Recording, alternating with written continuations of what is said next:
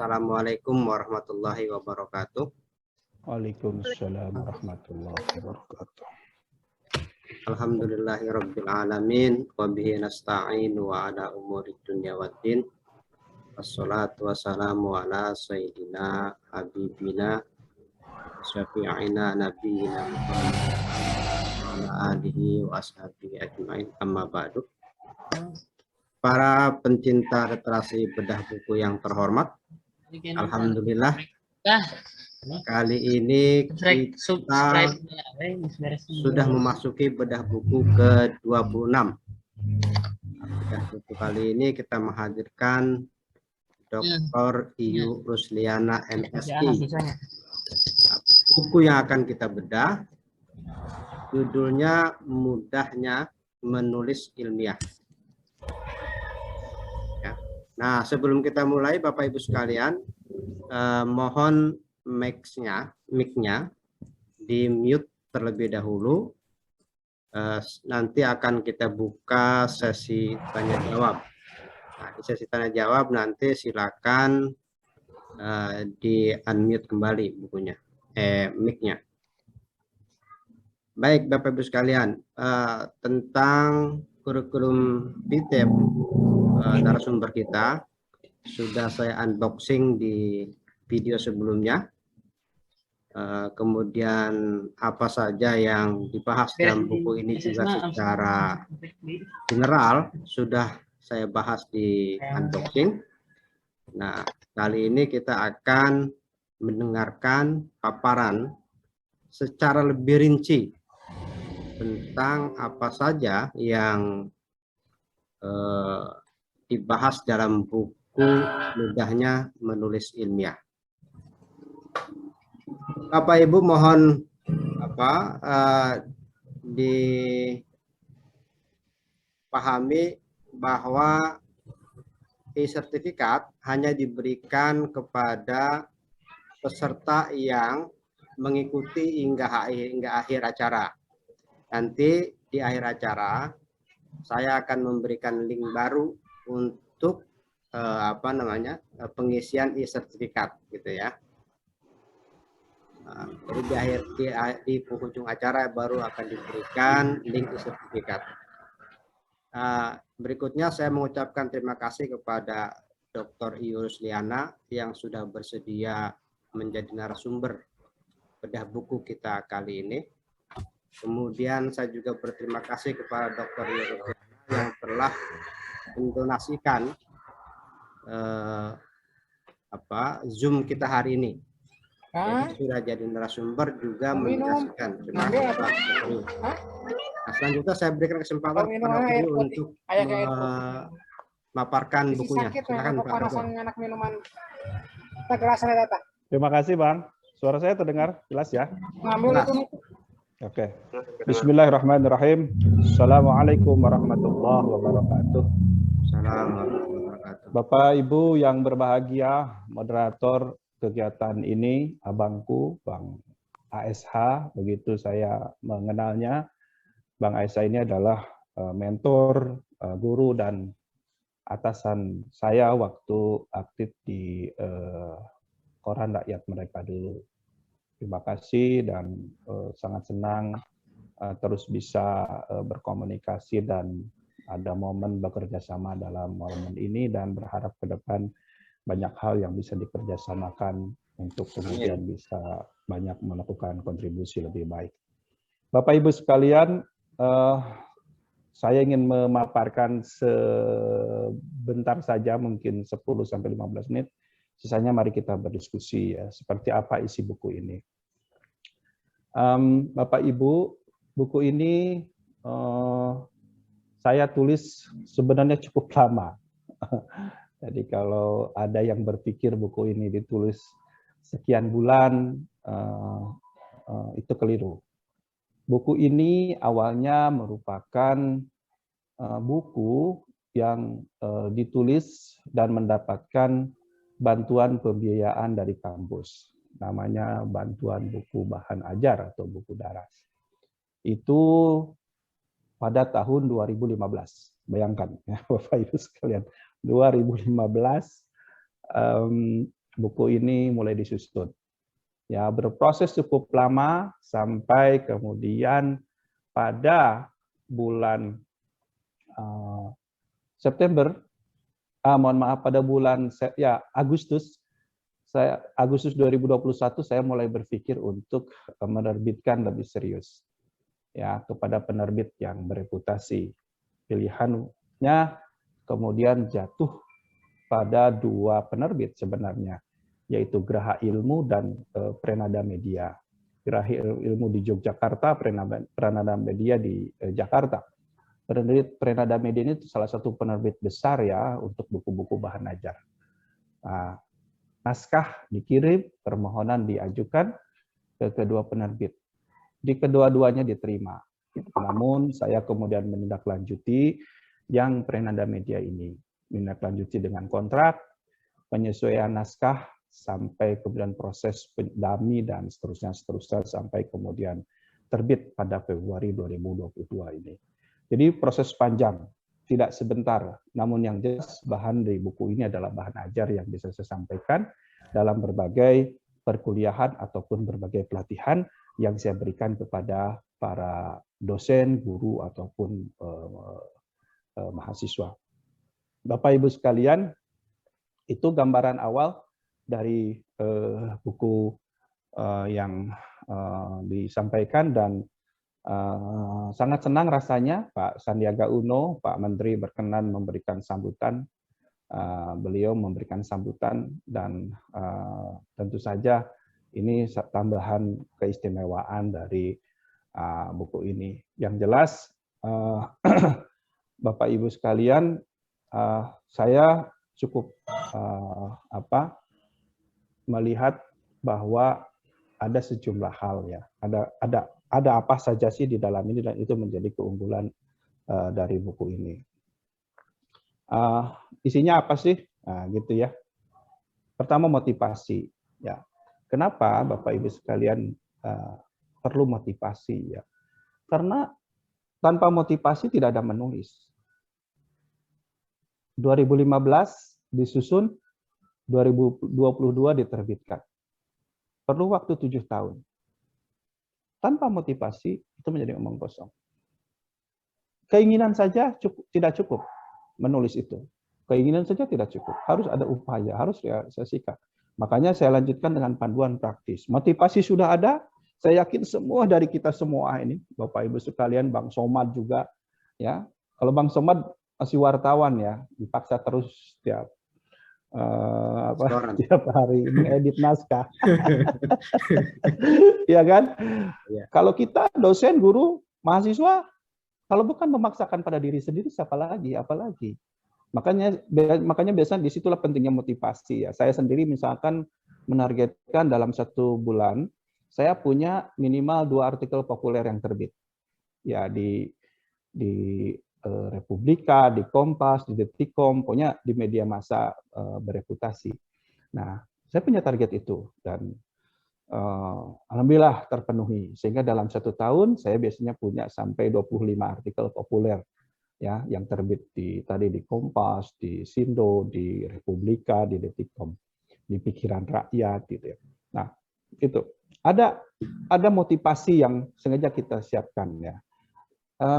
Kemudian ini jumlah 25 atau sekian itu kan bukan karena faktor LKD-BKD Bang Somad ya. Bukan karena kewajiban, bukan, karena memang perlu ya kan.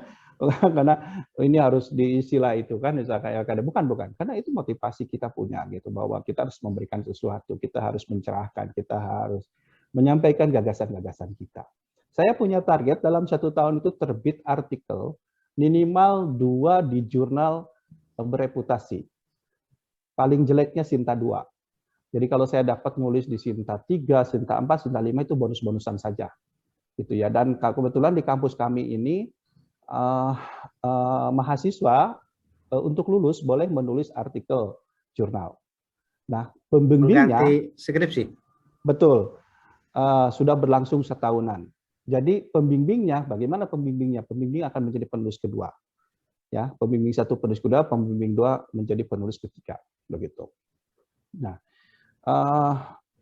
itu. Jadi Tapi kita harus punya naskah sendiri. Nah, naskah sendiri kita itu ya tadi, dalam 1 tahun saya menargetkan 2 artikel. Jumlah yang sangat kecil Bang Somad, karena ternyata junior-junior saya, dosen-dosen muda di kampus ini, wah keren-keren. Ada yang, seingat saya, ada yang baru aja jadi CPNS aja, CPNS dosen, sudah punya 30 artikel terindeks Scopus. Saya sendiri baru 2. Ya. Belum banyak, kebetulan saya belum butuh ke situ, namun saya sedang mencoba merangkai ke situ. Jadi, perlu motivasi. Ya. Perlu diciptakan motivasi itu untuk ini. Gitu. Nah, menulis buku demikian juga, kita targetkan setahun dapat berapa. Yang paling hebat ya 1 lah. 1 terbit itu udah keren. Nah, ini penting, motivasi ini penting. Ya, Bapak Ibu, teman-teman sekalian, hanya kita yang harus memotivasi diri kita. Maka disitulah pentingnya menciptakan mood, menciptakan suasana yang menyenangkan untuk menulis. Terakhir nanti akan saya cerita bagaimana strategi kita membangun motivasi itu. Itu yang pertama. Yang kedua, buku ini isinya panduan praktis. Ya, panduan praktis. Bagaimana menulis buku, bagaimana menulis artikel jurnal, bagaimana menulis artikel populer, saya sampaikan di dalam buku ini. Bagaimana mengecek plagiarisme, bagaimana menyusun aplikasi referensi, kita sampaikan di situ. Dan kebetulan di kampus ini sudah 3 tahun, 4 tahun terakhir kita coba kembangkan. Kami wajib memiliki Google Scholar, kami wajib memiliki email afiliasi yang untuk menulis artikel. Pokoknya pimpinan sangat fokus ke situ. Kami juga wajib punya ID Scopus. Bayangin kan, orang pasti nanya, kamu punya ID Scopus belum? Nah itulah ya, kita dipaksa untuk itu. Ya. Jadi isi dari buku ini yang pertama motivasi, yang kedua panduan praktis, dan yang ketiga belajar dari penulis hebat. Di situ saya misalkan ya Buya Hamka, menyajikan Buya Hamka, Andre Hirata, NH Dini, dan yang lainnya. Ini isi dari buku kita ini. Ya. Gaya aja nyebutnya buku kita. Oke. Apa sih keunggulannya dibanding buku lain sejenis? Wah, gitu ya. Ini kan cara menyampaikan. Ini harus disampaikan loh. Jadi Bapak Ibu, salah satu trik untuk menyampaikan ke penerbit itu ini. Di sinopsis jelaskan apa keunggulannya dibanding buku lain. Berarti kita sudah survei dong buku-buku lain. Pertama, ya, saya sih sampaikan di buku saya kepada penerbit itu, pertama, buku ini memberikan motivasi. Nah, karena menulis itu tentang niat, pelaksanaan, dan konsistensi. Saya ulang, menulis itu tentang niat, keinginan, motivasi, lalu dilaksanakan, dan konsistensi. Ada banyak penulis hebat, tulis rajin, terus ngalengit, menghilang. Ya kan? Banyak yang begitu. Tapi bagaimana kita membangun konsistensi, ini kata kunci yang penting. Jadi, nulis itu ya harus niat, punya, laksanakan, dan konsistensi. Gitu ya.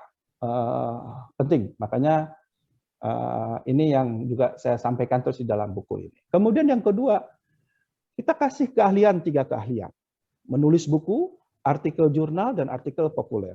Segala jenis, kalau buku, ini buku ilmiah tentu ya. Jadi cerita kita di sini bukan buku non ilmiah, karena nulisnya juga mudahnya menulis ilmiah ya. Jadi semua buku ilmiah.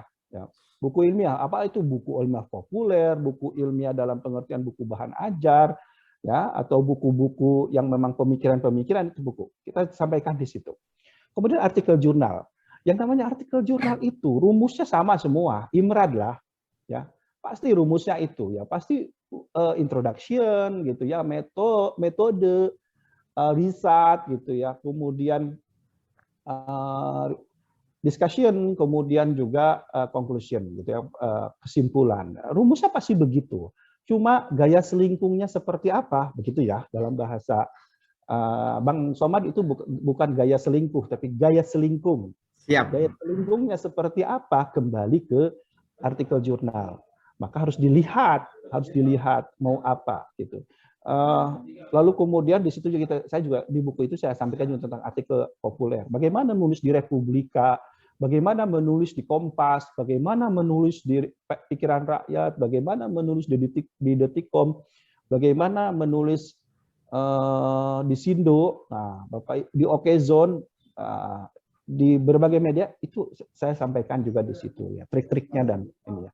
Lalu saya juga sampaikan tentang aplikasi manajer referensi yang cukup terkenal kan Mendeley. Kenapa? Karena Mendeley itu adalah afiliasi Scopus. Dan biasanya yang dipakai adalah Avastyle, American Psychology Association. Kalau sudah hafal aplikasi manajer referensi, kita sudah nggak lagi bingung soal nyusun daftar pustaka. Kita lagi bingung kalau punya referensi yang sama, tapi kemudian kita ngulang ngutip. Nanti ada kata kunci, tinggal klik gitu ya. Ini harus beda waktu untuk belajar tentang aplikasi manajer referensi. Tapi kalau Anda rajin buka YouTube, gampang gitu ya. Kemudian cek plagiat. Nah, cek plagiat juga kita sampaikan di buku ini, gitu ya. Ini contoh motivasinya, ya. Oke, coba lihat. Wahai mahasiswa dan guru kami, menulislah. Nah, ini motivasi, ya. Nah, saya sampaikan di buku ini kan begini. Orang yang panjang umurnya bukanlah yang umurnya mencapai ratusan tahun, melainkan orang yang tetap diingat dan dikenang, walaupun orang tersebut sudah lama meninggal dunia. Bagaimana cara supaya diingat dan banyak dikenang orang lain? Salah satunya adalah meninggalkan jejak berbagai tulisan. Kalau kita mengenal Buya Hamka, kalau kita mengenal Al-Ghazali, kalau kita mengenal Ibn Sina, kalau kita mengenal Imam Syafi'i, kalau kita mengenal Plato, Aristoteles, ya, dan berbagai para pemikir itu, baik itu Muslim atau non-Muslim, ya tentu semuanya adalah berasal dari tulisan. Dari kitab yang mereka tuliskan. Bayangkan Bapak Ibu sekalian, zaman itu belum ada mesin cetak, revolusi Gutenberg belum terjadi. Bayangkan bagaimana proses penulisan bukunya, kitabnya itu. Nah itu Bapak Ibu sekalian ya, karena itu mari kita jejakkan itu. Ya, kalau Bapak Ibu semuanya nulis hari ini, 100 tahun, 200 tahun yang akan datang, orang masih akan bisa kok mengecek nama Bapak Ibu sekalian. Kenapa? Karena sudah terdokumentasikan, terdigitalisasikan. Ya, kalau Bapak Ibu ingin kenal saya, cukup masuk ke Google, ketik Rusliana, keluar tuh artikel saya, buku saya gitu. Nah, gampang banget. Google Scholar saya dan seterusnya. Jadi kita semua sudah mudah diakses, diketahui. Karena itu, mari kita tinggalkan jejak kebaikan, keabadian, itu bernama tulisan.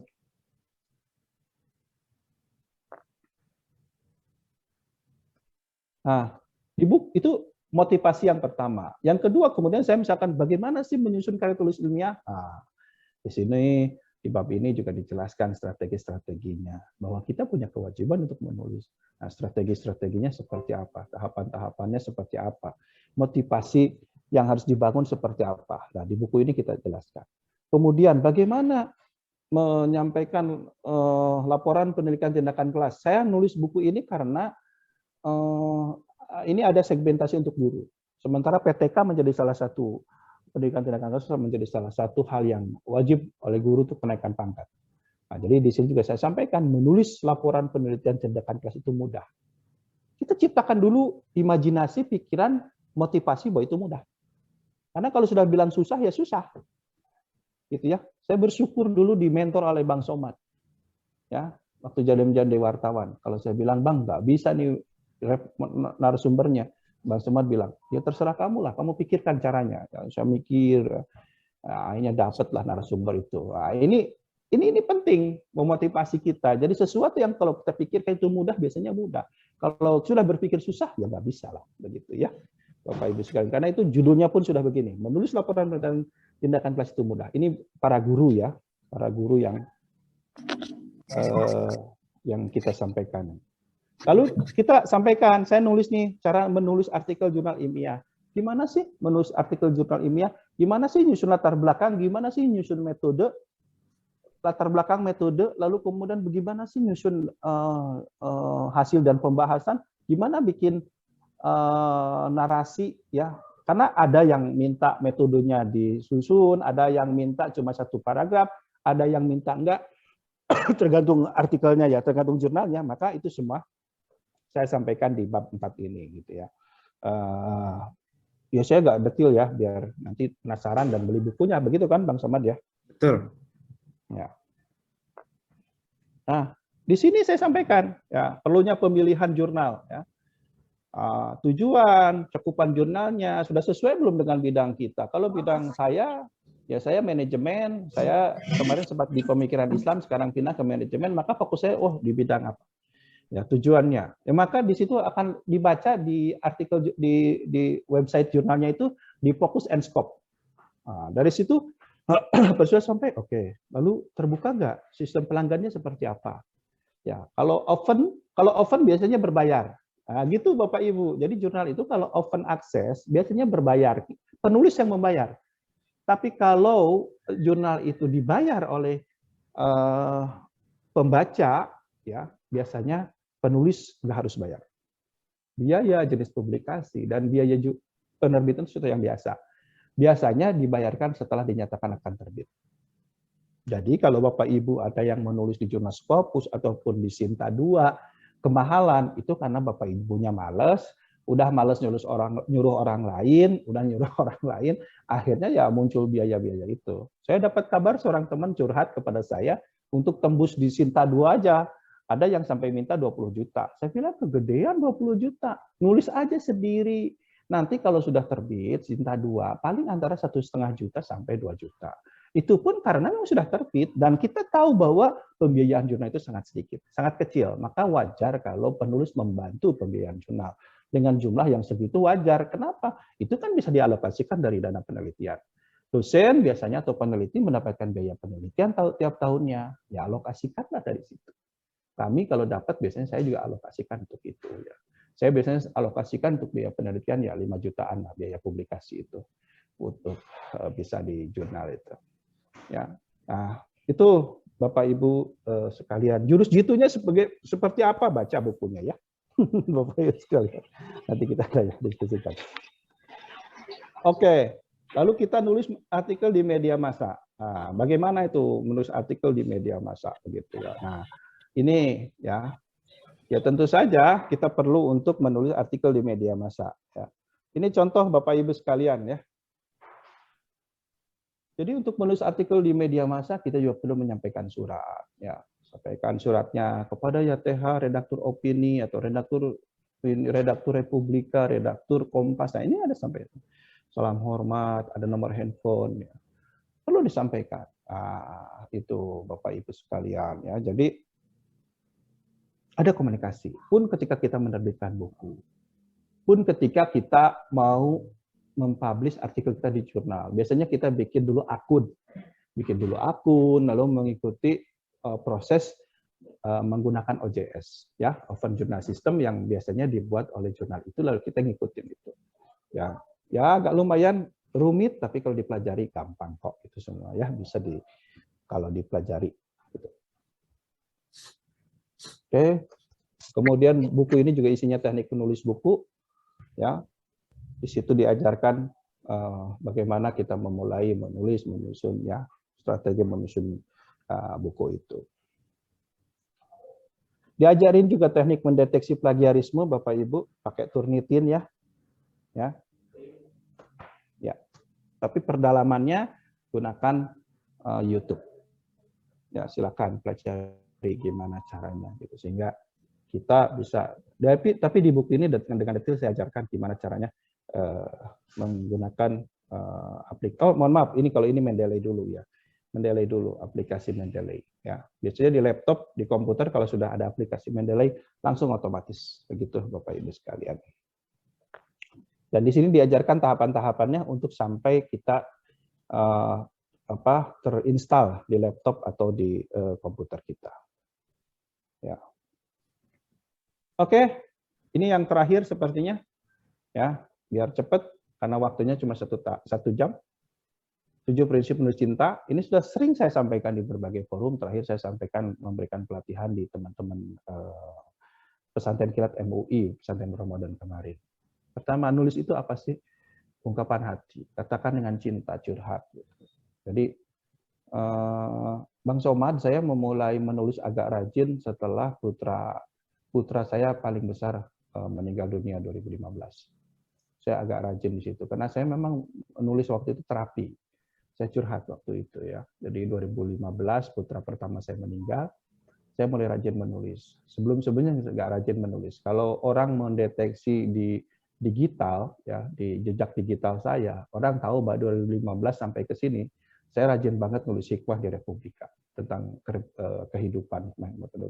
Dan tulisan pertama saya di Hikmah Republik itu adalah cerdas menghadapi kematian. Waktu itu saya menterapi diri saya, dan tentu saja saya berharap juga pembaca yang punya pengalaman yang sama, bagaimana kita cerdas menghadapi kematian, bagaimana kita tenang, kita ikhlas, kita sabar menghadapi itu, karena itu adalah semua pengalaman yang akan dialami setiap orang.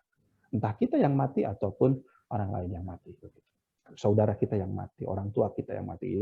Itu akan dialami. Maka saya menulis sebuah tulisan judulnya Cerdas Menghadapi Kematian. Jadi itu ungkapan hati. Makanya kalau saya nulis biasanya ya pakai hati, ya pakai feel gitu. Akhirnya orang yang membacanya juga bisa merasakan gitu. Yang kedua, ringan-ringan saja. Saya nulis buku, kecuali nulis artikel jurnal ya. Kalau artikel jurnal harus argumentatif gitu ya. Ringan-ringan saja.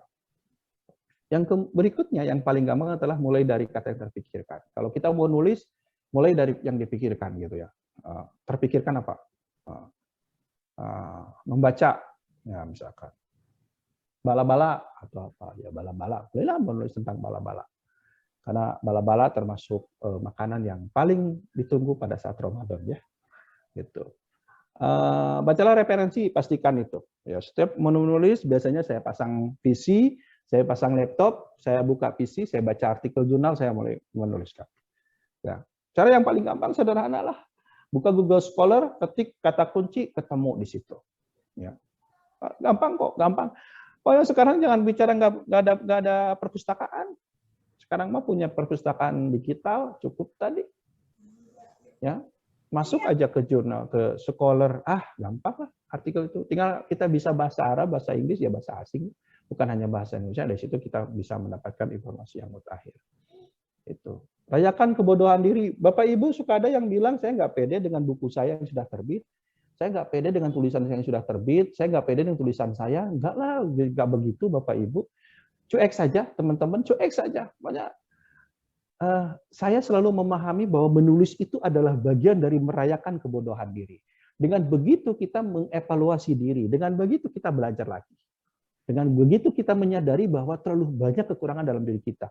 Jadi kalau ada yang kemudian menghina Anda atau mengejek Anda, tulisan Anda jelek, senyumin aja. Ya. Ke saya banyak itu waktu tulisan buku saya pertama yang Filsafat Ilmu itu terbit, ada beberapa dosen bilang tulisannya jelek, bukunya nggak berisi. Saya tidak jawab, saya cuma senyum, terima kasih gitu. Dan gitu dalam hati, saya belum baca juga buku Bapak gitu, dalam hati tapi ya, Bapak saya belum baca. Saya sudah punya 3 buku sekarang. Tapi mohon maaf beliau, saya tidak pernah lihat buku beliau di perpustakaan atau di toko buku. Mohon maaf. Jadi itu ya biarin aja lah. Yang penting kita mah menulis, menyampaikan gagasan. Yang jelas setiap tulisan menggambarkan kebodohan kita, kelemahan kita. Dan siapa yang akan sempurna? Yang sempurna Tuhan, bukan kita. Ya, gagasan itu dibuat pada saat kita membangun perspektif. Bisa ada emosionalnya, bisa ada perspektifnya, bisa ada sudut-sudut lainnya. Jadi tidak perlu ada kekhawatiran tulisan kita itu. Yang penting tidak mengandung sara. Yang penting tidak merugikan pihak lain. Betul. Tapi kalau itu adalah gagasan, sampaikan saja. Ya, berikutnya tak ada yang sempurna. Ya, bukan karya yang selesai kok. Sebuah buku, sebuah artikel, sebuah karya apapun bukan karya yang selesai. Dia akan terus berkembang. Saya sekarang lagi ditagih-tagih ini sama editor buku Filsafat Ilmu.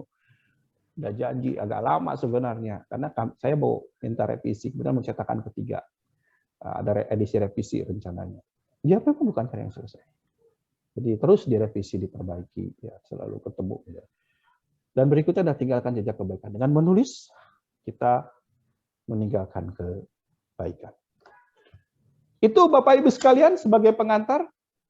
Mudah-mudahan dengan pancingan ini membuat kita banyak bisa berdiskusi. Terima kasih. Assalamualaikum warahmatullahi wabarakatuh.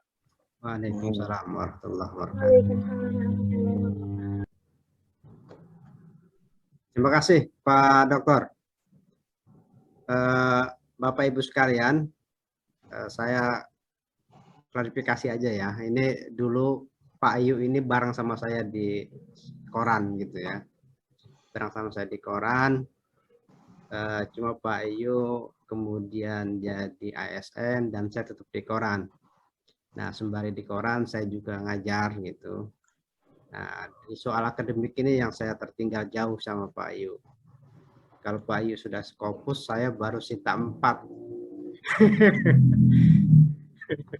Sinta 4 pun baru 2 jurnal ya. Baru 2 jurnal apa UNAN sama jurnal LAN Makassar. Untuk Sinta 4 alhamdulillah gratis Pak Ayu. Nggak tahu saya kalau Sinta 2, Sinta 1 belum belum coba ya, apalagi Scopus gitu. Ada yang berbayar, ada yang gratis. Ya, saya pilih yang pilih yang gratis. Nah, karena memang modal sendiri ya. Saya kan di swasta, jadi pendanaannya ya dari kantong sendiri gitu. Bapak Ibu sekalian, forum ini bedah buku ke-26 ini disediakan door prize oleh Prenanda. Ya, Prenanda Pak Ayu. Nah, jadi nanti siapa saja yang dapat, nah itu bukunya sudah ditunjukkan ya. Ada berapa Pak Ayu? Ada 5. Ada 5. Ya. Nah, siapa saja yang akan terpilih menjadi mendapatkan door prize, nanti Pak Ayu yang hak prerogatif Pak Ayu lah. Ya. Tapi ini sudah ada 2 penanya Pak Ayu yang sudah angkat tangan. Pak Mumu, silakan Pak Mumu. Assalamualaikum warahmatullahi wabarakatuh. Terima kasih kepada Waalaikumsalam warahmatullahi wabarakatuh. Terima kasih juga kepada Kafa Institute yang sudah memfasilitasi bedah ini ya, bedah buku.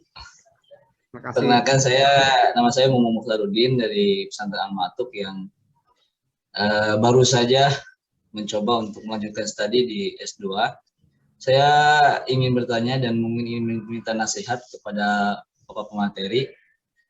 Tadi kan karya ilmiah itu sangat banyak ya, ada dari mulai jurnal, kemudian menulis buku dan sebagainya. Saya termasuk yang senang membaca buku, tetapi saya tidak bisa mencurahkannya dalam tulisan versi saya gitu. Banyak buku yang dibaca, tapi nggak ada ketemunya nih. Minimal saya punya buku Kutaib lah kalau dalam bahasa Arab, buku kecil. Itu kalau sudah masuk 5 lembar, ganti lagi judul, apa novel aja ya. Ntar udah bikin novel nih, apa bikin buku tutorial aja ya gitu. Nah ini saya tadi sangat terkesan dengan pemateri, bahwasanya beliau memiliki semangat menulis, terutama setelah putra beliau meninggal, rahimahullah ta'ala, semoga Allah merahmatinya. Nah, ini bagaimana konsisten dalam menulis sehingga dapat melahirkan karya-karya yang Masya Allah bermanfaat ya. Apalagi tadi sudah di-share dipublikasikan dalam beberapa media seperti itu. Jadi pertanyaan saya, mungkin dari manakah harus memulai? Karena sering memulai di sini nggak ada yang jadi satupun. Jurnal juga setengah, pindah lagi ke yang lain, pindah ke buku, pindah ke sini. Seperti itu. Mudah-mudahan dapat faidah dari Bapak pemateri. Barakallahu fiik. Terima kasih Pak Mumu. Silakan Pak Dokter. Ya, istilahnya saya lupa ya, blocking apa ya istilahnya itu, mental blocking. Mental blocking Pak Mumu. Hal biasa. Hal yang biasa. Jadi orang tiba-tiba merasa bingung, gua mau nulis apa lagi ya setelah ini gitu. Kita bersyukur hari ini pakai laptop, pakai komputer. Simpen Pak, simpen di save. Mau pindah ke yang lain dulu, kerjakan yang lain dulu. Begitu ya. Jadi tapi ingat, kita kembali ke fokus ya. Saya punya 5 halaman nih, mau lanjutin lagi. Apa maksud di situ? Di situ adalah kita yang penting sudah punya rencana dan punya target. Target mundur-mundur biasa, kan begitu ya. Saya janji nih sebenarnya minggu kemarin naskah revisi 3 bab dari buku saya Filsafat Ilmu sudah selesai ke editor, tapi ternyata belum selesai sekarang, gitu. Banyak tetap aja dikejar, tetap ciptakan semangat untuk itu. Yang kedua, biasakan baca buku, perkuat. Gua mau nulis tentang apa? Atau tentang ini, baca referensi. Ya, Ustadz tentu karena bisa berbahasa Arab, manfaatkan itu. Bisa berbahasa Inggris, manfaatkan itu. Gitu. Karena omong kosong menulis tanpa membaca. Nah itu. Jadi Nggak bisa kita nulis tanpa membaca. Biasanya gitu. Saya tuh buka laptop, buka PC, buka komputer, buka laptop. Jadi ngetik di laptop, baca buku, baca artikel jurnal di PC gitu. Nah, dengan begitu kita banyak inspirasi. Menulis itu seperti bikin bala-bala. Bala-bala, kita harus pandai meramu itu. Bala-balanya agak pedas-pedas dikit gitu. Saya mengilustrasikan gini.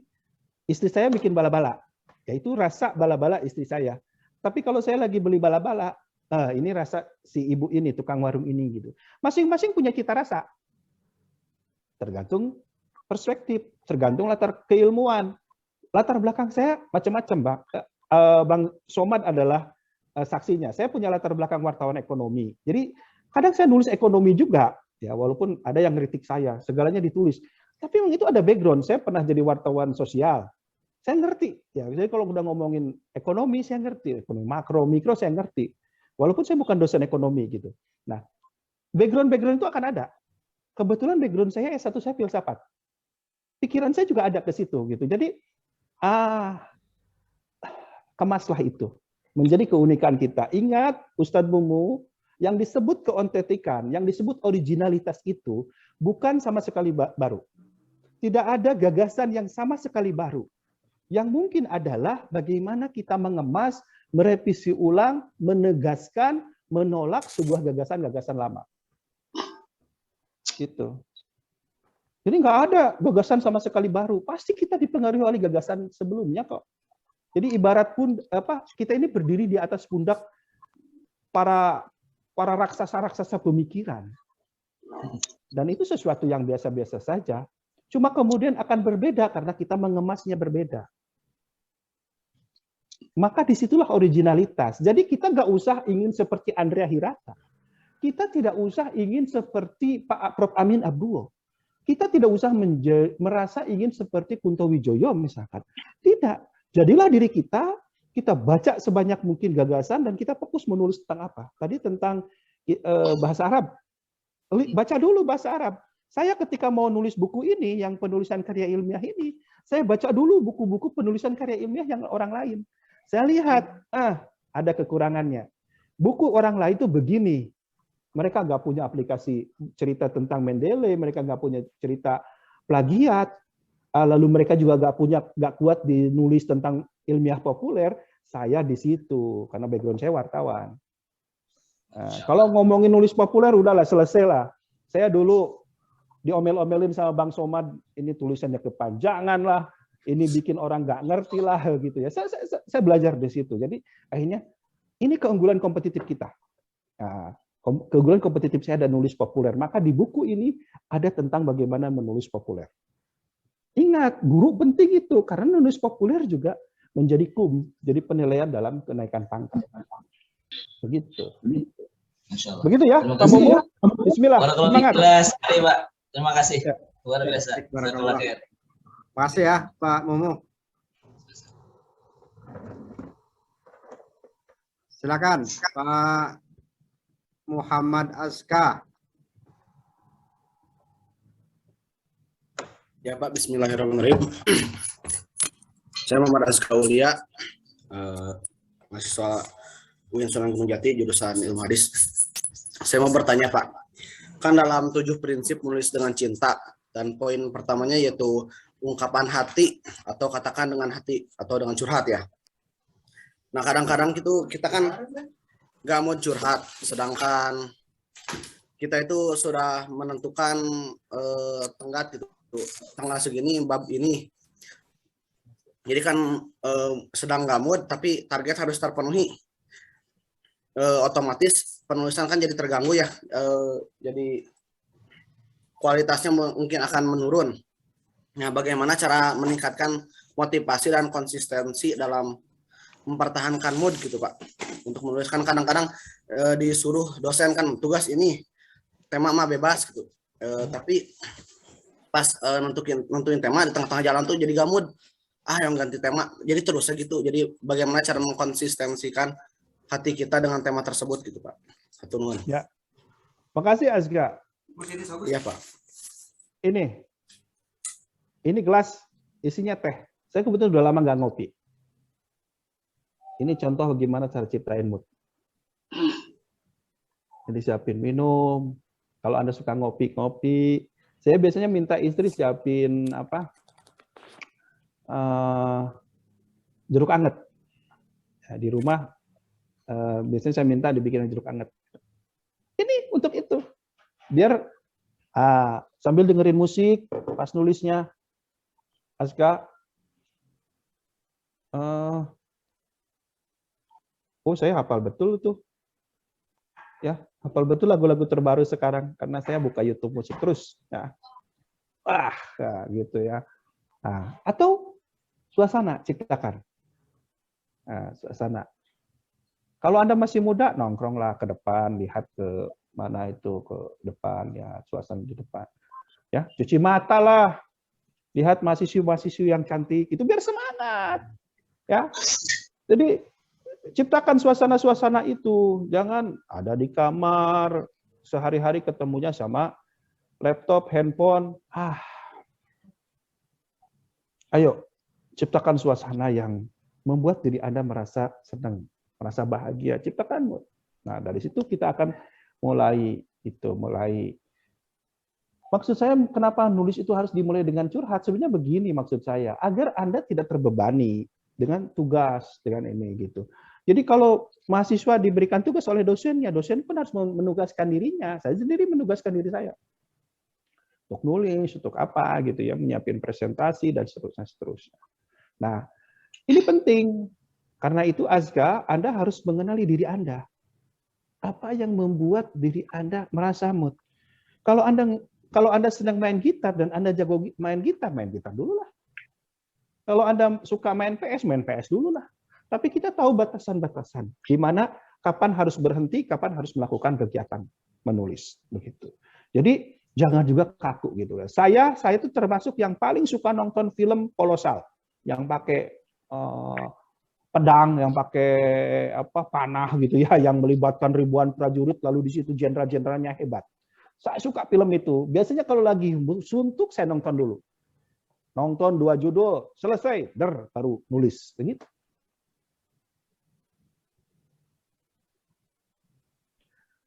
Kalau ide itu berkembang, tidak apa-apa. Tadi saya bilang, simpen tulisan itu. Saya mau pindah tema, simpan tulisan itu. Saya mau pindah tema lagi, simpan tulisan itu. Suatu saat tulisan itu diambil lagi. Kayak gitu. Percayalah bahwa tidak ada karya tulis, tidak ada tugas Anda yang Anda kerjakan, selesai, nggak ada. Semuanya dipaksa selesai. Lalu suatu saat Anda membaca lagi, mentertawakan karya Anda, betapa jeleknya tulisan Anda, tapi alhamdulillah lah menang nilai A atau menang nilai B, tapi kemudian Anda dengan motivasi sendiri, kemudian meningkatkan kualitas tulisan itu menjadi sesuatu yang lebih bernilai. Begitu. Jadi mulai sekarang jangan berpikir karena tugas dosen, tapi berpikirlah bahwa ini adalah tugas untuk diri saya. Itu. Seperti saya dari awal dari pengantar mengatakan, saya menugaskan diri saya 1 bulan 2 artikel populer, 1 tahun 1 buku, 2 artikel ilmiah.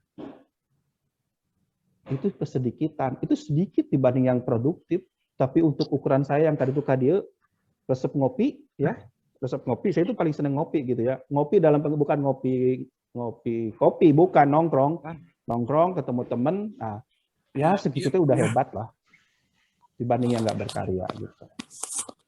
Begitu, brother. Ya Pak, terima kasih Pak. Semangat, gaskeun ya. Jadi lebih ke membangun lagi suasananya Pak ya. Ciptakan suasana lah. Dan kamu jangan bergaul dengan orang yang memang bukan tukang nulis. Kesehatan memang pengaruh. Anda jangan bergaul dengan orang yang tidak punya motivasi hidupnya. Bergaul dengan orang yang motivasi. Orang yang punya motivasi untuk berprestasi. Gitu loh. Begitu ya. Siapa? Atau bisa enggak? Ya, terima kasih. Kak Muhammad Azka. Silakan Bang Muhammad Rizal.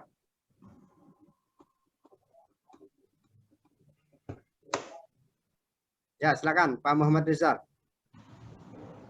Di unmute dulu mic-nya.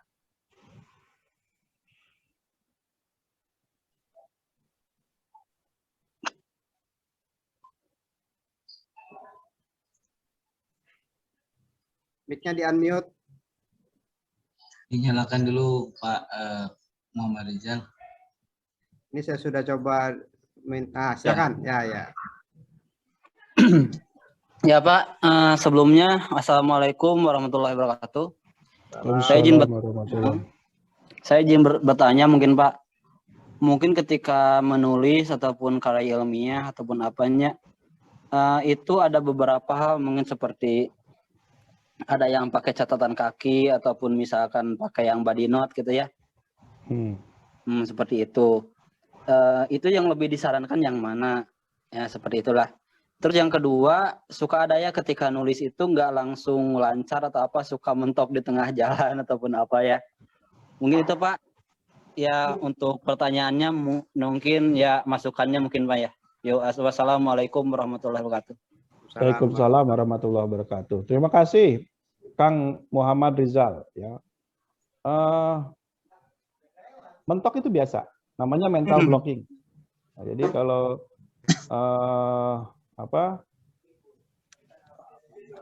jangankan Anda, orang lain juga begitu, penulis hebat juga begitu. Saya juga yang masih belajar nulis juga begitu. Jadi biasa itu.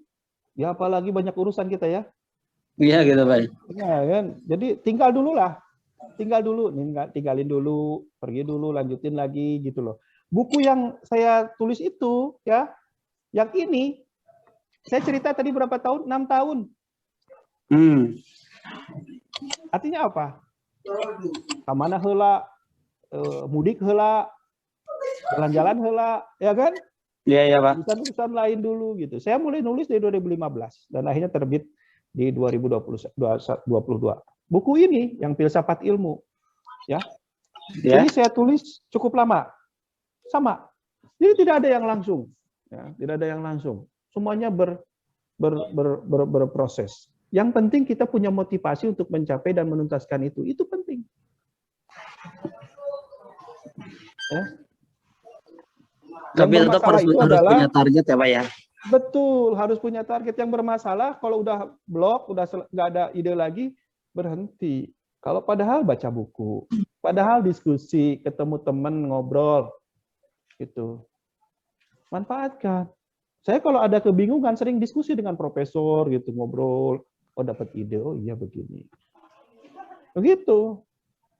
Jadi kalau Anda ingin punya ide, belanja ide dong.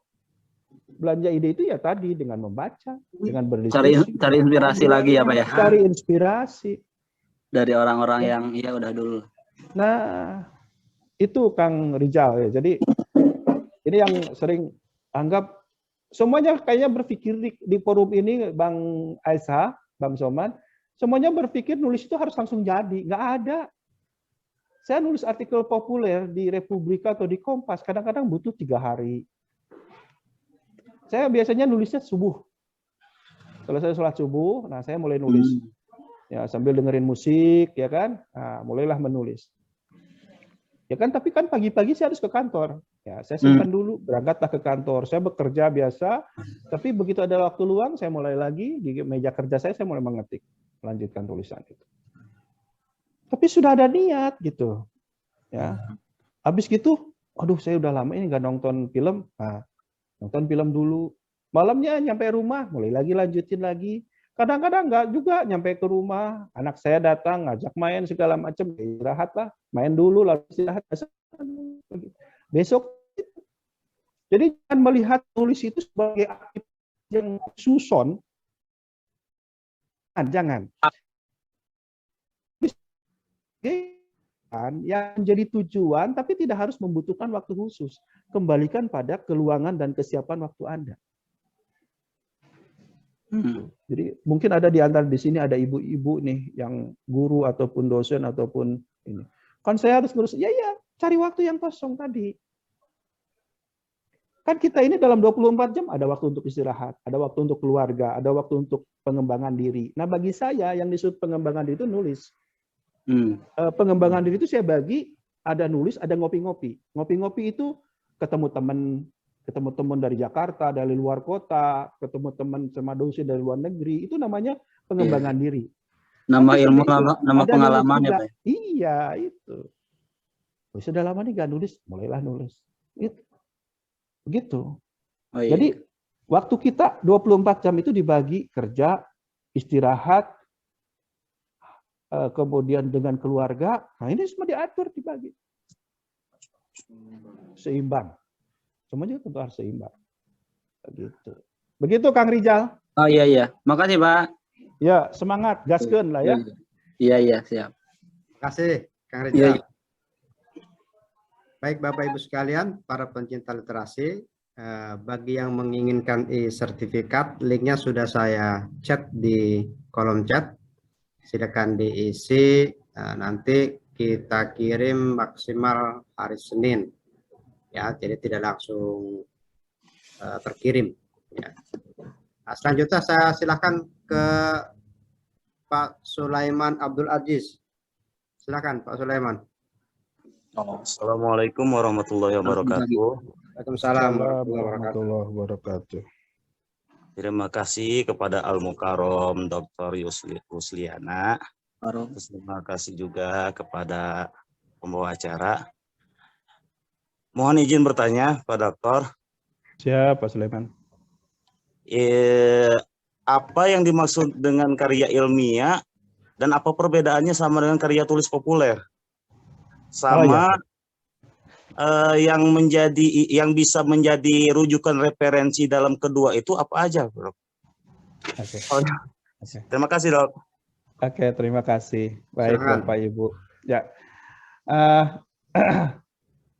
Artikel ilmiah jurnal yaitu yang pakai referensi, pakai aplikasi Mendeley, pakai body note, pakai footnote, terserah, itu tergantung permintaan dari jurnal.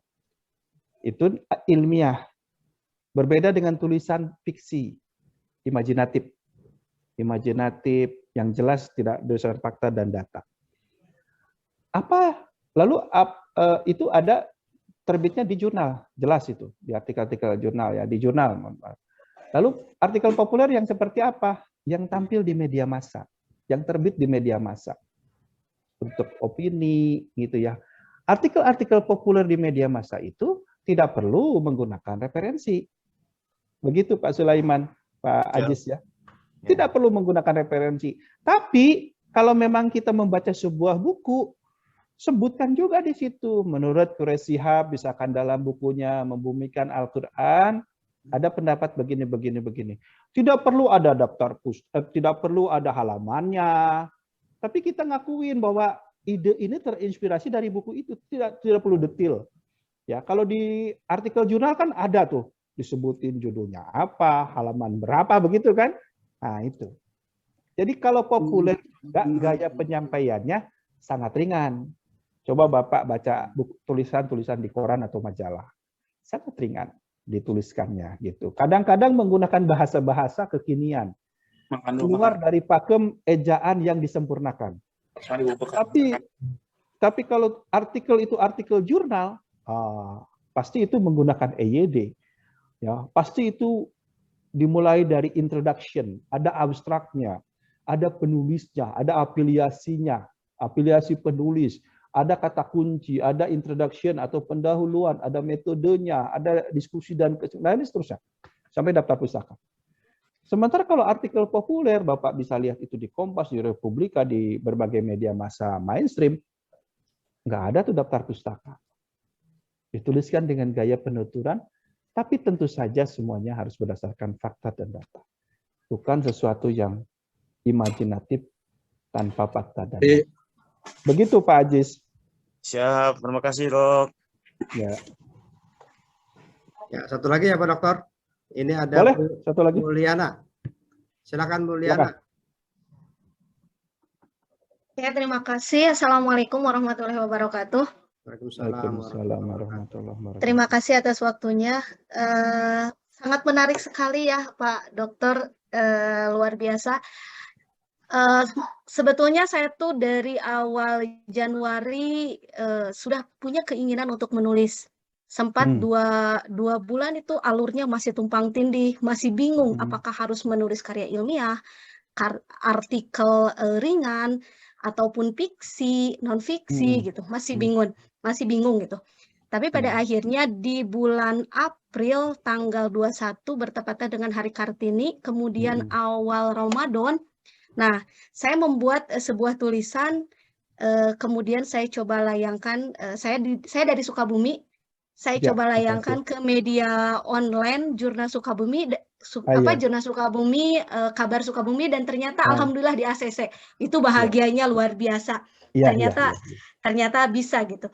Nah, kemudian saya sangat mengapresiasi dengan acara ini, dan yang ingin saya tanyakan adalah tadi kan Pak Dokter ada target gitu kan, ada target 1 tahun itu berapa buku, 1 bulan berapa artikel, dan saya pun sudah berpikir ingin menargetkan 1 bulan saya harus keluar minimal itu 2 artikel. Nah, yang ingin saya tanyakan terkait buku. Nah, bagaimana cara Pak Dokter memanage untuk menciptakan karya sebuah buku gitu. Kalau saya sih berencana begini Pak Dok, dari artikel-artikel yang saya sebulan ini yang tayang minimal 2 ini, saya ingin suatu saat itu dibukukan gitu. Ya. Kalau saya berpikirnya ke sana. Nah, saya bertanya sama Pak Dok, bagaimana cara memanajenya Pak Dok ini agar bisa mengeluarkan buku dalam 1 tahun itu tadi minimal 1 buku. Kemudian apakah temanya sama dengan artikel yang targetkan Pak Dok di setiap bulannya? Begitu saja, terima kasih. Wassalamualaikum warahmatullahi wabarakatuh. Waalaikumsalam warahmatullahi wabarakatuh. Terima kasih Bu Mulyana. Liana, Dok. Hah? Bu Liana. Oh, Bu Liana, terima kasih. Ya, salam kenal ya. Saya juga dari Sukabumi ya, dari kampung, dari Desa Ciklat, Cisolok. Kalau Anda dari Sukabumi pasti tahu daerah itu ya. Bu Liana, jadi baru saja tadi siang saya berdiskusi dengan seorang teman. Dia adalah editor di ITB Press. Saya diskusi. Saya hitung artikel saya di Republika itu sudah 114 artikel. Saya tulis itu udah agak lama. Memang agak kencang sejak 2015. Saya bilang, ini enaknya kemana ya? Nah, gitu diskusi kami. Makanya disitulah perlu pergaulan ya, perlu pergaulan, perlu ngopi-ngopi gitu bahasa saya itu kan, perlu bergaul. Lalu dia nyaranin kedua, coba Kang ke Kuanta, grupnya Gramedia, tapi khusus untuk buku-buku keislaman. Lalu ke Bentang Pustaka di Jogja. Dia juga menerbitkan buku-buku populer. Oke, saya coba nanti ke situ. Lalu saya buka googling, buka. Oh, cara kalau mau nerbitin buku di Bentang begini, kalau mau nerbitin buku di Kuanta begini. Sudah clear, ya. Nanti nyampe rumah saya biasanya print. Saya simpen di meja kerja. Jadi sejumlah PR pekerjaannya itu tertumpuk di meja kerja. Biar saya ingat bahwa saya punya tugas pribadi. Nah, apakah tulisan yang sudah kita pernah muat bolehkah dipublikasikan ulang? Kalau pihak medianya mengizinkan, boleh. Nah, makanya setelah saya berpikir seperti itu, saya kemudian mengirimkan surat ke Sekretariat Republika. Karena khusus tulisan-tulisan saya di Republika yang akan dipublikasikan. Ya. Dan saya belum mendapatkan jawabannya. Boleh enggak? Yang jelas saya sampaikan bahwa mungkin sekitar 70% artikelnya akan berasal dari kumpulan tulisan itu akan berasal dari artikel yang di Republika. Gitu. Dan saya akan sebutkan kapan terbitnya. Itu terbit di Republika tanggal sekian kan gitu. Nah, itu boleh coba. Kalau diizinkan, lakukanlah itu. Itu cara yang paling gampang, nyicil. Ya, tuh. Saya sudah punya 2 draft buku lain, kumpulan tulisan yang pernah dimuat di Kompas, di Pikiran Rakyat, di Detikop. Tapi sampai hari ini memang belum saya publikasikan. Nunggu momen. Ya. Nunggu saya jadi pejabat dulu, Bang.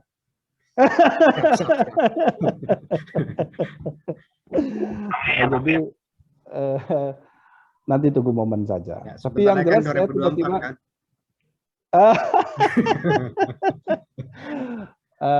Tapi yang jelas saya juga punya motivasi seperti itu, Bu. Jadi berbagai macam cara monggo. Saya lagi nulis sebuah buku tentang pengetahuan. Kebetulan basic saya filsafat dan saya mengajar mata kuliah filsafat ilmu. Dan saya sedang menulis tentang itu, tentang pengetahuan. Tapi karena saya kemudian juga belajar ilmu manajemen dan doktor saya doktor ilmu manajemen, maka saya sedang menulis sebuah buku judulnya draftnya, masih draft ya. Pengetahuan dari epistemologi hingga artificial intelligence. Saya mau nulis tentang itu. Dan buku ini khusus untuk yang belajar manajemen pengetahuan. Belajar filsafat ilmu dan belajar manajemen pengetahuan. Jadi mahasiswa S1, S2, S3 yang belajar manajemen pengetahuan pasti harus, dan filsafat ilmu pasti harus baca buku itu. Nah, itu sedang saya susun.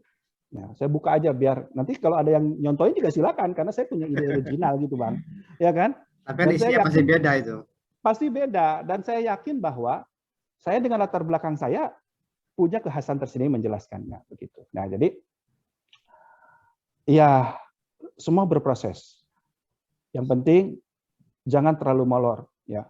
Buku ini Bu Liana, buku ini yang saya tulis ini, Filsafat Ilmu, itu saya tulis hampir kalau nggak salah 3 tahunan. Ya, 3 tahunan ini. Saya dapat bantuan penulisan buku daras dari kampus. Dari situ kemudian saya susun ulang, jadilah buku ini. Tapi Bang, buku ini terbit, makanya ini buku paling saya kenang selama hidup saya. Buku ini terbit, pemberitahuan bahwa buku ini terbit 3 hari setelah putra saya meninggal. Jadi kalau Bu Liana tadi sangat bahagia ketika tulisannya muat di media massa, dan saya sudah tidak bahagia lagi, karena itu sudah saya alami tahun 2001 ketika pertama kali terbit artikel saya di media massa. Udah nggak bahagia lagi, biasa-biasa aja ya. Tembus di Kompas, udah biasa aja lah gitu ya. Tapi kalau buku, ini buku pertama dalam hidup saya, ya. Dan ini terbit, dinyatakan diterima 3 hari setelah putra saya meninggal. Sungguh kuasa Tuhan membuat saya waktu itu kedatangan sebuah energi yang luar biasa untuk tidak lagi bergulat dengan kesedihan dan kepedihan, tapi saya waktu itu dihinggapi dengan semangat untuk menyelesaikan karya ini, karena saya diberi waktu 1 bulan untuk revisi. Begitu. So, bagi siapapun, kalau mau berkarya, berkaryalah. Dan tadi target, meleset-meleset nggak apa-apa. Toh kan itu bukan tugas dari bos kita kan. Itu adalah tugas dari kita untuk diri kita. Ya. Dan buku ini sudah mau masuk edisi ketiga, Bang.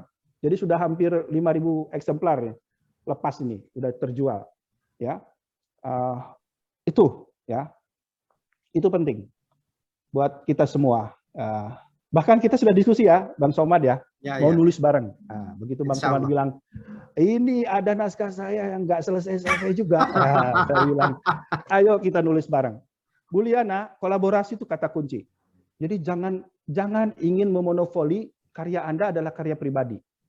Nulis bertiga, nulis berempat, nggak apa-apa. Ya,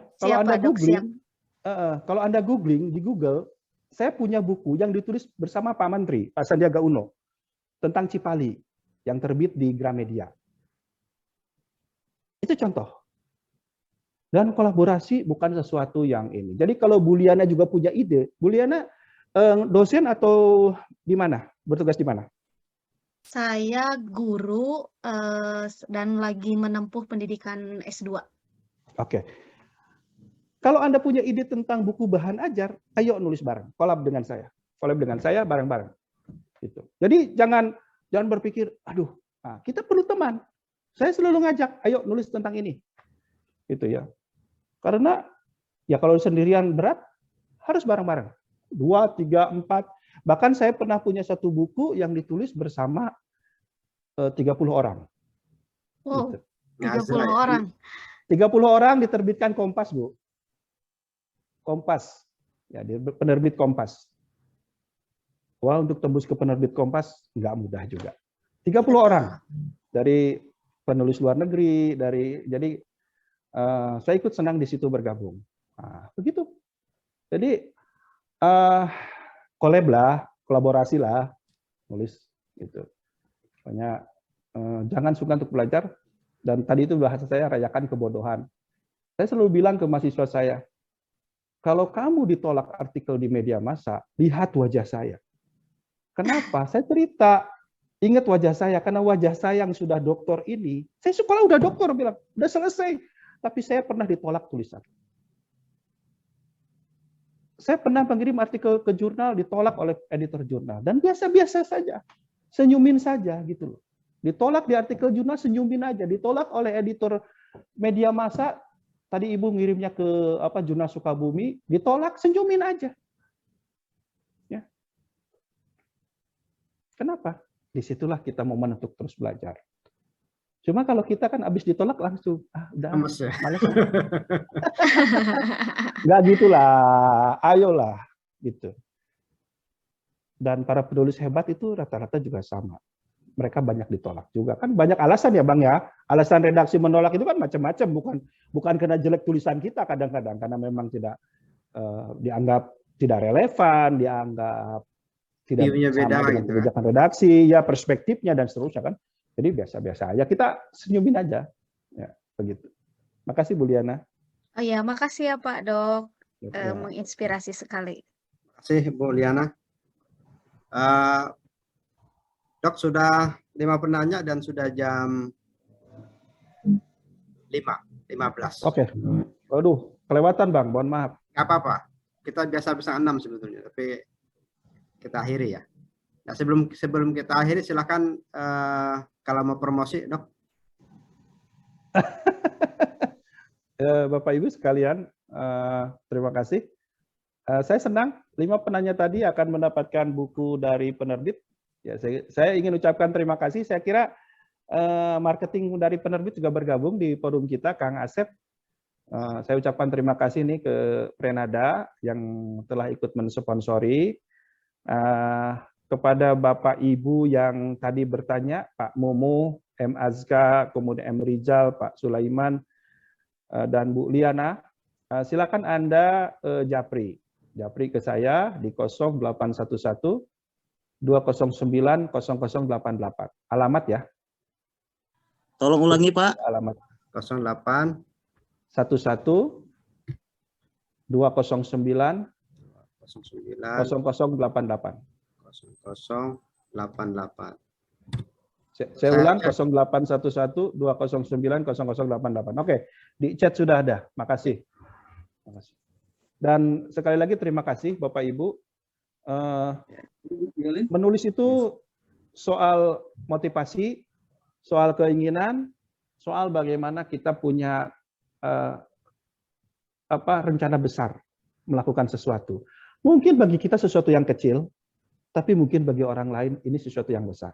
Satu kesempatan sedang ada kegiatan mau ke Udangan bersama keluarga. Saya menginap di salah satu hotel di Bekasi. Saya lagi sarapan. Saya nggak tahu ya, orang itu tahu nama saya, tapi dia kemudian karena saya lagi ngobrol dengan teman waktu itu mungkin ini, lalu dia mendekati saya lalu bilang, oh ini Pak Yu ya, saya sering membaca tulisan Bapak di Republika. Sangat menginspirasi, saya sangat senang.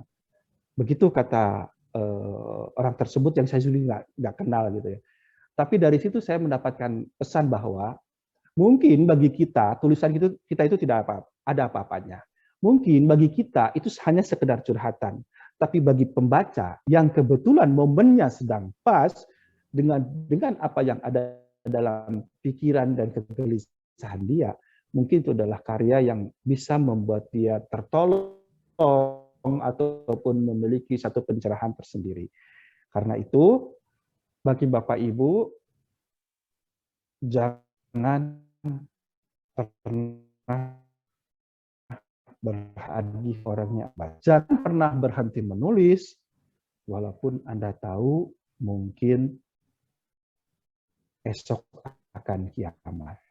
Menulislah menjejakkan kebaikan dalam keabadian. Kalau Anda ingin menulis, silakan membeli buku saya. Kira-kira gitu, karena disuruh promosi sama moderator, silakan beli buku saya. Mudah-mudahan buku itu juga memberikan inspirasi untuk bagaimana Anda belajar menulis. Tapi yang penting dari itu semua, Anda punya motivasi dan Anda punya komunitas. Orang-orang yang memiliki semangat untuk berkarya, mempublikasikan gagasannya, membangun budaya literasi. Ingat Bapak Ibu sekalian, menulis atau berliterasi adalah perintah awal dari agama kita. Wahyu pertama yang disampaikan oleh Jibril kepada Nabi besar Muhammad SAW adalah berbunyi, bacalah. Itu bukan sekedar membaca, tapi tuliskanlah. Membaca dan menulis adalah pilar dari peradaban dan ilmu pengetahuan. Anda berada di garis itu, maka sesungguhnya Anda sedang menanam kebaikan. Dan kita pun tahu bahwa kebaikan yang abadi itu salah satunya ilmu yang bermanfaat. Dan ilmu yang bermanfaat pasti salah satunya berasal dari tulisan itu. Barangkali itu, Bang Somad, poin yang bisa saya sampaikan terakhir. Semoga tetap semangat. Salam hormat untuk semuanya. Assalamualaikum warahmatullahi wabarakatuh. Waalaikumsalam warahmatullahi wabarakatuh. Terima kasih Pak Dok atas bukunya. Terima kasih banyak kepada Dr. Iyo Rusdiana yang sudah bersedia membedah bukunya di forum buku Kafa Institute ini. Bapak Ibu sekalian yang ingin coplok, papan tulis, mesjore, semua beli papan tulis 4. Ya, yang ingin mendengar ulang rekamannya, nanti silakan klik Kafa Institute channel ya, ada di YouTube. Nanti kita putar ulang di YouTube. Silakan diklik, bisa dilihat. Kemudian Bapak Ibu yang sudah memiliki buku dan ingin ikut serta menggalakkan literasi, saya persilakan menjadi pembicara pada forum ini. Forum ini kita dedikasikan untuk bedah buku 1 bulan 1 kali, karena di antara kita juga banyak kesibukan, sehingga cukup 1 bulan 1 kali lah kita berwisata daring gitu ya. Bagi yang menginginkan sertifikat sudah saya kirimkan juga di chat room, silakan dicatat, diisi. Sampai ketemu pada bedah buku ke-27 sudah datang juga bukunya. Kemudian buku ke-28 juga sudah datang. Tinggal nunggu antrian saja. Nanti kita bedah. Sekali lagi terima kasih Pak Dr. Iyo Rusdiana, MS. Siap Bang, terima kasih semuanya, terima kasih. Bapak Ibu terima kasih banyak semua yang saya tidak sebutkan satu-satu. Kita akhiri forum ini. Billahi taufiq wal hidayah. Wassalamualaikum warahmatullahi wabarakatuh. Waalaikumsalam warahmatullahi wabarakatuh. Terima kasih Bapak Ibu. Terima kasih dong. Terima kasih atas semua ilmunya. Izin lab. Ya, nuhun.